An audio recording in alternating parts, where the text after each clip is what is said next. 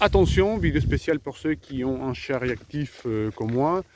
Je vous comprends, moi-même, comme je vous disais, j'ai un chien réactif, mais avec discipline, avec patience et surtout avec la bonne méthode, j'ai réussi même à le faire m'accompagner et maintenant il fait des séances avec moi au cours d'éducation avec mes clients. Donc c'est pas impossible, il ne faut pas se décourager, il ne faut pas perdre l'espoir en fait. Bien évidemment, je ne peux pas vous expliquer tout ça dans seulement 10 minutes. Donc n'hésitez pas à aller voir ma formation en bas. Comme ça, les exercices qu'on va analyser aujourd'hui, vous pouvez les faire depuis chez vous et tranquillement à votre rythme. Allez, c'est parti. Donc voilà, les chiens, il est là. Uxi, c'est un berger allemand.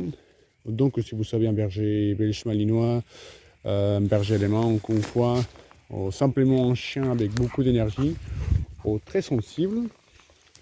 Probablement, c'est pas à chaque fois, mais probablement, vous savez déjà, un chien réactif. Et attention, même si comme moi j'ai travaillé super bien les côtés socialisation, il n'a pas eu une mauvaise expérience, simplement, il est comme ça.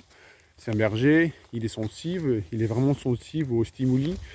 Donc maintenant, c'est à moi de l'aider à travailler ça et changer son comportement. C'est pas impossible.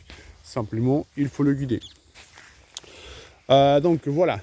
Alors, comment j'ai fait avec les miens? Encore une fois, c'est un chien de travail. C'est un berger allemand. Donc, une fois, même si vous savez un malinois, il faut les s'occuper mentalement. Si vous savez un chien réactif et si vous voulez changer son comportement, ça, c'est l'étape numéro 1. Il faut se poser la question si votre chien, si ton chien, il est déjà fatigué physiquement et mentalement, est-ce que tu arrives à le canaliser? Ça, c'est impératif. Ensuite, si vous travaillez beaucoup l'autocontrôle et la gestion d'émotions. Si on sait que pour ton chien, la présence d'un congénère, c'est quelque chose qui va le faire monter en pression, qui des fois il va perdre le contrôle, il faut l'aider à travailler ses émotions, mais pas sur un congénère. C'est trop tard. Il faut le faire avant. Il faut l'habituer à que même si tu es surexcité, même si voilà, tu dois te calmer, tu dois rester sage. Ah, voilà. Ensuite, comment je fais personnellement, comment est-ce que j'arrive à travailler les deux choses que je viens de vous expliquer très facilement. Moi, je le fais avec l'obéissance. Mais c'est pas l'obéissance méchant, vous voyez.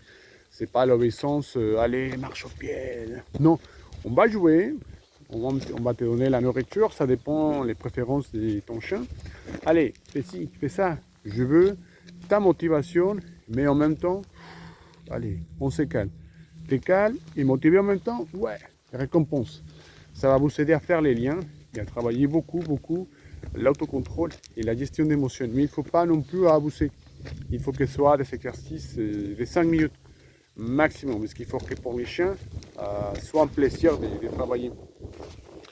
Ensuite, pour les côtés physiques, ça c'est important. Si vous voyez, on sort, on fait plein de choses, je le laisse renifler, à condition, bien évidemment, de maîtriser les rappels. Les rappels, il faut qu'ils soient immédiats, peu importe le contexte, peu importe la situation. Il faut avoir un excellent rappel parce que sinon c'est dangereux de lâcher un chien sans laisser. Ensuite, une fois qu'on a déjà les côtés physiques et les côtés mentaux, ah oui, apparemment c'est compliqué, mais vous ne vous inquiétez pas. Dans les liens, vous allez avoir accès à mes formations afin de faire tout ça de A à Z. C'est vraiment très simple.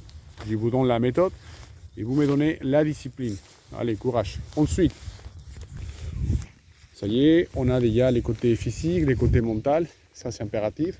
Maintenant, il faut le désensibiliser, c'est-à-dire, il faut l'habituer petit à petit à que la présence d'un congénère, c'est quelque chose de neutre, calme, vous voyez, mais il faut que les chiens soient calmes, fatigués, qu'il arrive à gérer ses émotions, et comme ça, avec les règles et les 3D, distance, distraction et durée, petit à petit, avec le temps, on peut commencer à faire des croisements.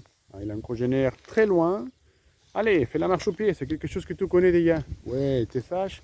récompense. Et petit à petit, on va essayer de faire la même chose, mais pas trop loin, afin de le désensibiliser. Il ne faut pas s'énerver, il ne faut pas crier, il ne faut pas lui donner un coup de bouteille d'eau, la canette magique. Non, ça c'est pas la bonne méthode. On va travailler sur les côtés négatifs. Donc voilà, c'est ça l'idée, de sensibiliser et positiviser la présence d'un congénère. Et comme ça, avec le temps, vous allez voir que son comportement va changer énormément. La preuve, mes clients et mon chien lui-même. Maintenant, il m'accompagne avec mes clientes, en fait, comme chien médiateur. Il est tellement habitué à avoir un congénère que maintenant, il ne réagit pas de mauvaise manière. Mais, comme je vous disais, il vous faut la bonne méthode, la motivation et surtout la discipline. Si vous voulez des changements durables et si vous voulez travailler en positif, c'est comme ça que j'ai fait en fait. Donc n'hésitez pas à aller voir mes vidéos, comme ça vous allez constater l'efficacité de ma méthodologie. En bas, encore une fois, vous allez trouver les liens. Franchement, ça va vous aider énormément. La discipline, bon, c'est à vous de le faire. Ou sinon, moi, je reste disponible pour des séances en visio afin de vous donner des conseils personnalisés. Allez, bon, c'est tout pour aujourd'hui. J'espère que ça va vous aider ou que ça va vous donner une idée de comment travailler avec votre malinois réactif, avec votre berger allemand réactif. Et voilà, n'hésitez pas à me laisser un commentaire comment est-ce que vous travaillez la réactivité. N'hésitez pas à s'abonner, à me donner un petit j'aime et on se voit la prochaine fois. Allez, ciao!